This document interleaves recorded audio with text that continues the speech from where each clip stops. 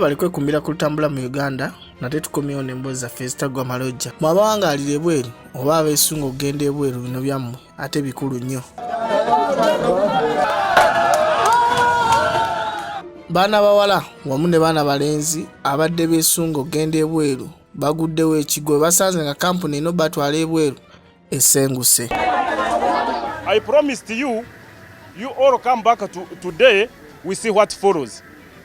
Now you are breaking in. What we do, let all of us go to police. Avuka bano badde basunguwavu nnyo katono bave mu mbeera bagajambule poliisi ebadde ezze okutaakiriza embeera ebaddewo. Habiba ye yankolako nze n'akola registration yange ya mitwalo 25. Tugenda bweru we yaggwa n'angamba genda nja kukubira essimu okomewo okole medical. Nemba wake emitwalo 5 at first nembongera emitwalo 8 nembongera emitwalo 2 kati ne bagamba nga muzaayo akakadde kamu emitwalo 10 inputi ne bagamba musoke muje mufune passport zammwe kuba twakola da interview ya passport.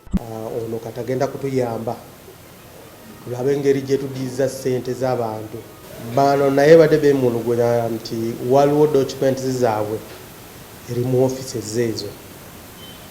Kati kye twasazeewo OC station ne OC CID ne defense wa mu kitundu ekyo bagenda kugulawo offices ezo bayingire bayaze. Bagamba ekiriwo programu y'Internal Affairs bakisiza naye programu iriyo kunaku meka naku nga 21 zebbanga lya myezi nga 3 nga mpulya kampuni eno nga bagiranga nti etwala abantu ebweru. Ebadde rwangibwa nnyo ku ma medias ez'enjawulo bonna nga bagiranga nga batukakasanga batwala abantu ebweru. Bakola kuba nakikubalwa mukaga nga kweri naye kati nawunyiza jo ngekubako jo namba yinga mbateri mu line zigiringanga 78 kampani eno gye mazeewo mu kitundu kino. Landlord natanko tugamba mbu ate eno kampuni tagimanyi mbu yabadde amanyi abantu bamutuukirira ne bagamba